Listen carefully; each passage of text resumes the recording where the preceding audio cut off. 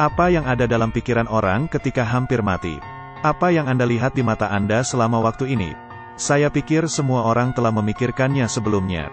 Ruang spiritual untuk Anda. Sophie adalah pegawai magang di sekolah kedokteran. Dia menyaksikan banyak orang berkeliaran di ambang kematian. Dia penasaran dengan perubahan di otak saat sekarat. Jadi saya memutuskan untuk bereksperimen pada diri saya sendiri. Dia menemukan dua hal. Kolega sendiri membantu percobaan ini. Seorang pendamping diperlukan untuk menyuntikkan anestesi terlebih dahulu. Menempatkannya ke dalam koma. Kemudian dibungkus dalam selimut dingin untuk menurunkan suhu tubuh di bawah 30 derajat. Segera melihat reaksinya. Serangan jantung. Membiarkannya dalam kematian yang dibuat-buat. Hanya beberapa menit.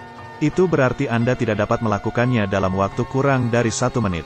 Selamatkan Sophie. Kemudian dia benar-benar mati. Rekannya menggunakan pemindai untuk merekam perubahan kimia di otak. Sikap Sophie sangat tegas. Perjanjian resiko bahkan ditandatangani. Sekarang saatnya bagi dua orang untuk menyelamatkan dia. Dua orang dalam operasi ini. Sophie dengan cepat pergi ke keadaan kematian palsu. Sophie dari dunia kematian. Melihat pandangan dunia seperti seekor burung. Kemudian melewati setiap jalan. Semenit kemudian. Dia perlu diselamatkan. Tetapi dua orang ini tidak berhasil. CPR dan epinefrin juga tidak mungkin. Kembali ke Sophie. Tenang dan tenang. Sophie, yang segera mendapatkan kembali kehidupan barunya, terbangun segera setelah. Tidak sabar untuk memberitahu Anda apa yang telah dia lewati. Dunia lain. Kata-kata Sophie juga sangat menarik bagi beberapa orang. Ini menarik bagi semua orang. Dan Sophie, yang telah melalui waktu ini, telah berubah secara dramatis. Dia memiliki memori yang luar biasa. Bahkan muncul piano yang dia belum menyentuh dalam 12 tahun. Dan untuk pertanyaan profesor juga jawaban yang tepat. Perubahan nyata Sophie membuat iri beberapa orang. Merek, atau eksperimen mati inilah yang membuat tubuh Sophie lebih dari orang normal. Jadi 3 orang ini juga ingin melewati pengalaman kematian, sama seperti Sophie. Tapi ada yang tidak setuju, dia pikir spekulasi mungkin datang dengan harga, tapi 3 orang ini tidak mengambil peringatannya. Malam itu, Sophie di kamar mandi siap untuk mandi. Tiba-tiba aku mendengar suara, kemudian dia melihat dia tenggelam di bak mandi. Sophie berteriak ketakutan. Tapi adegan segera ini, seolah-olah semua ini tidak pernah terjadi. Sophie pikir dia mengalami halusinasi. Selanjutnya, di sini ia tampaknya menjadi pengusaha. Dia mengendarai sepeda motor dengan anak perempuannya, bepergian sendiri di kota. Itu benar. Hal yang sama berlaku, perubahan energi telah terjadi. Dia dalam masa yang spesial, merasa tidak normal, dan menyelamatkan banyak pasien dengan kondisi sulit. Ini sekali lagi menginspirasi beberapa mitra. Tapi seketika itu, dia melihat seorang wanita berdiri di lalu lintas. Lihatlah penampilan akrab satu sama lain dan membaca mata. Tiba-tiba terasa kembali dingin. Tapi segera wanita itu juga menghilang di tempat yang aneh. Setelah bekerja beberapa orang datang ke laboratorium rumah sakit lagi. Tidak bisa menahan mereka, telah memasuki dunia kematian. Untuk mendapatkan kemampuan luar biasa. Dalam operasi, Tan Lee segera pergi ke keadaan kematian. Pada awalnya ada sukacita menikmati kesuksesan. Tapi kemudian secara bertahap ia dikelilingi oleh sejumlah besar masalah. Dan dinding di depannya muncul. Beberapa kata dari orang mati ditulis dengan darah. 1 menit telah lewat, tapi orang-orang masih tidak membangunkan Tan Lee. Adegan Tan Lee mulai beralih. Dia datang ke rumah sakit yang hancur. Di depan kami ada mayat yang ditutupi kain. Sama seperti dia takut, ditarik kembali dari kematian. Kemudian dia juga memasuki fase sekarat. Dengan hentian detak jantung, dia datang ke masa SMA. Pada saat itu, dia mencatat hasil yang sangat baik dari saudara-saudara sekelasnya. Komputer tiba-tiba di-hack. Kemudian kirim foto pribadi gadis itu. Sejak saat itu, dia menjadi bahan tertawaan teman-teman sekelasnya. Dan dia kembali melihat ruang kelas yang bobrok. Dan mata gadis itu menjengkelkan. Pada titik ini rumah sakit menemukan eksperimen rahasia beberapa orang. Keduanya dengan cepat menjemput 2 orang itu. Aku melarikan diri ke sini dengan cepat dengan mobil. Untuk merayakan keberhasilan eksperimen satu sama lain. Beberapa orang pergi minum dan merayakan. Tapi Sophie benar-benar melihat adiknya mati. Dia segera mengikuti. Dan segera memasuki ruang paralel lain. Di sini dia melihat kecelakaan mobil tahun ini. Ketika dia mencoba untuk melihat dengan jelas apa yang sedang terjadi. Satu tangan tiba-tiba menepuk, membawa Sophie kembali ke kenyataan. Tan Li juga mengatakan kepadanya bahwa dia telah bertemu sebelumnya. Seorang pasien tersengat ubur-ubur. Tapi karena kesalahan mereka sendiri, hal ini mengakibatkan kematian pasien akibat overdosis. Dan di dunia kematian palsu hari ini, dia melihat pria itu lagi, juga bersalah. Dia kalah.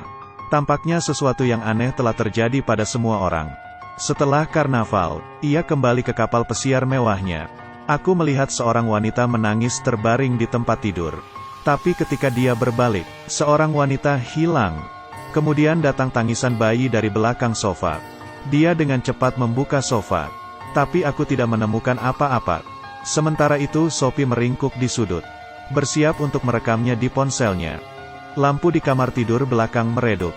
Sophie memberanikan diri untuk berjalan. Aku melihat adikku mati oleh cahaya lilin. Ada sesuatu yang tertulis di bawahnya. Mata adik yang menakutkan. Mati menatap Sophie. Hal ini membuat Sophie merasa takut dan mencoba untuk keluar dari sini. Tapi adikku tidak bisa mengikuti. Sophie berakhir tanpa jalan keluar, didorong menuruni tangga dan jatuh ke kematiannya. Keesokan harinya kematian Sophie membuat terkejut, takut bertanggung jawab. Mereka memilih diam dan menyembunyikan kebenaran.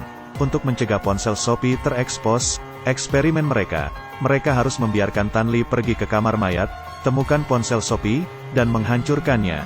Tapi ketika siap untuk pergi, beberapa dari mereka melihat pembunuh berdarah. Tan Li yang ketakutan tidak punya waktu untuk takut. Ponselnya tiba-tiba berdering, dan akhir telepon itu ternyata panggilan Sophie padanya. Kemudian cahaya tiba-tiba padam. Dia sangat ketakutan. Tiba-tiba sebuah tubuh muncul di belakangnya. Sedang berdiri di sisinya, dia berteriak ketakutan. Kemudian datang kenyataan, dan saat itulah dia belajar dari hal tersebut. Menatapnya dengan getir lalu kabur. Tapi wanita telah dihantui, dipenuhi dengan kepanikan. Ketika ia tidak bisa memanjat dengan mudah, belati menembus tangan kirinya secara langsung. Setelah peristiwa aneh malam ini, beberapa orang duduk bersama, dan aku memeriksa video ponsel Sophie. Mereka hanya tahu bahwa Sophie telah melihat adiknya mati, mengaku bahwa ia telah membiarkan pelayan kapal pesiarnya mati, tapi dia tidak bertanggung jawab, dan melarikan diri dari itu. Itu membuatnya merasa bersalah selama bertahun-tahun. Tan Yili pikir mereka telah memasuki dunia kematian. Sesuatu yang aneh kembali, aku menemukan mereka atas dosa-dosa yang telah kulakukan. Jika kita tidak menemukan cara untuk memecahkan masalah, jadi cerita Sophie adalah hasil akhir mereka. Kemudian adiknya juga menemukan hal-hal aneh. Dia diangkat oleh lift, pintu lift terbuka. Ada rumah bobrok, saat pintu lift tertutup. Gadis yang terluka berkedip, bayangan hitam, berteriak ngeri. Dia tahu lagi. Dia kembali ke rumah sakit, untuk menebus kesalahan masa lalu, menemukan gadis yang terluka, dan dengan tulus meminta maaf. Setelah bertahun-tahun, putrinya juga memilih untuk memaafkannya. Lihat adiknya. Para siswa juga mulai melihat-lihat. Akhirnya menemukannya. Dia menemukan bahwa dia tidak jatuh. Ini tentang memiliki bayi. Kemudian dengan tulus meminta maaf kepadanya. Dan kelelahan setiap upaya untuk membantu ibu dan anak mereka. Pada saat yang sama, Tan Li ingin minta maaf lagi atas kematian palsu dan almarhum. Tapi ketika beberapa orang menemukan Tan Li di laboratorium, dia telah meninggal selama hampir 1 menit. Jadi mereka bergegas untuk menyelamatkannya. Dan saat ini di dunia kematian Tan Li mencoba minta maaf kepada pasien. Tapi laki-laki tidak menerimanya. Dan mencekiknya keras. Dan mendorongnya ke ruangan gelap. Orang itu mengajarinya untuk menekan air. Tan Li juga berangsur-angsur mati lemas. Pada kenyataannya, lihatlah Tan Li, yang benar-benar tidak bernyawa. Beberapa orang putus asa tetapi mereka tidak menyerah. Suntikan adrenalin langsung ke jantung Tan Li. Sophie muncul di sisinya di dunia kematian. Dan terus-menerus membujuknya. Biarkan dia penuh penyesalan. Untuk menghadapi kesalahannya sendiri dengan berani. Akan menyelamatkannya. Tan Li baru saja berjuang keluar dari kematian. Setelah melalui ini, dia akhirnya memilih untuk mengambil inisiatif ke dekan.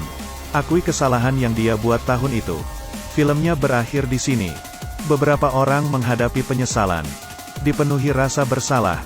Beberapa orang berakhir hidup damai. Tidak dapat dihindari bahwa kesalahan akan dibuat dalam hidup. Tidak ada gunanya penyesalan berlarut.